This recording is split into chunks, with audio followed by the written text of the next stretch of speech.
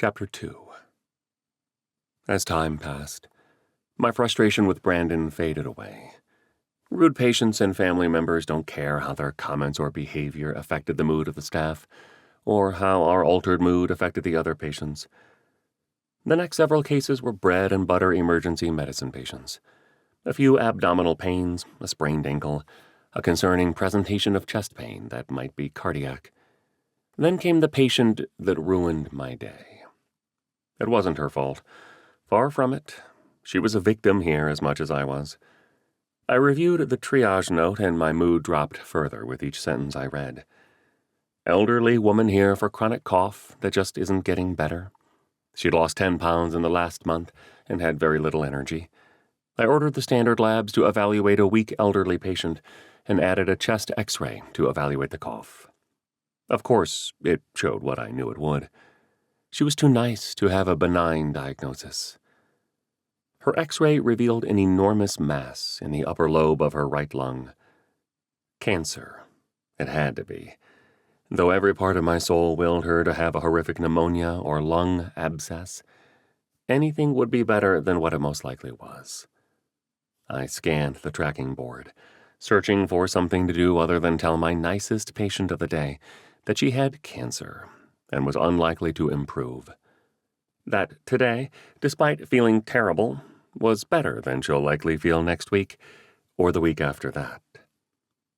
Finding nothing else that needed my attention, I took a deep breath and stood up.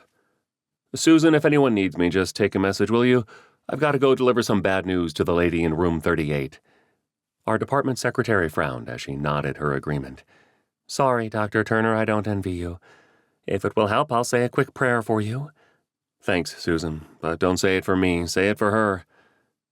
"Okay, Cameron, you can do this. Silence the phone. Big breath. Knock and enter. Shut the door. Sit down. Direct eye contact. Share the news."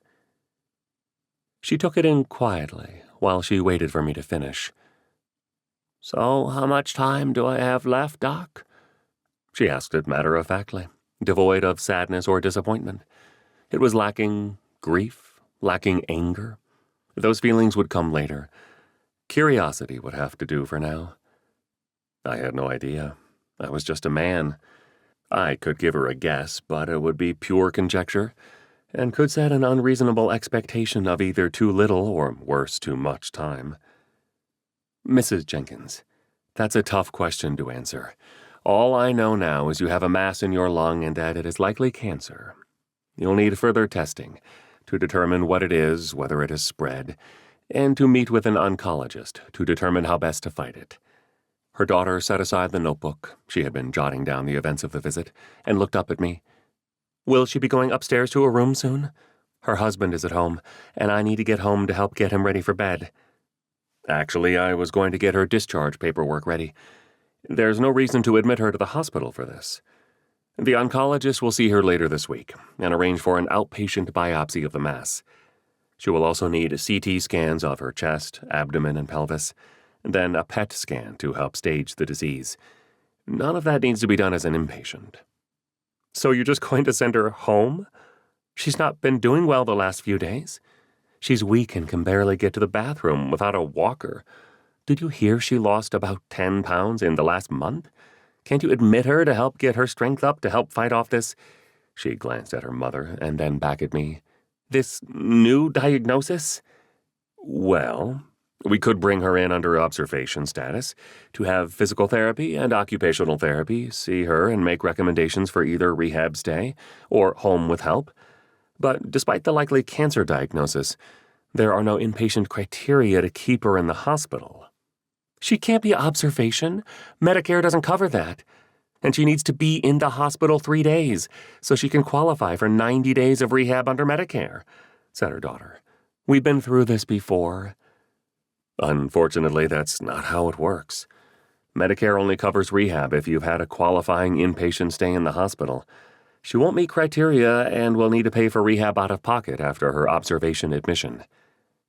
My patient turned and looked at her daughter. "Dear, I can't afford to pay for this and then rehab. Your dad's medications are too expensive. We're barely getting by as it is. Just send me home and we'll try to make it work." The patient started removing the monitor stickers as she sat up in bed. "Get my walker. I'll go home and call the doctors tomorrow." I hated this modern reality of medicine. These conversations happened weekly. "I'm sorry. The rules have changed drastically over the years. If I could have found something we could admit you for, I'd be happy to push for inpatient admission. But your labs look perfect.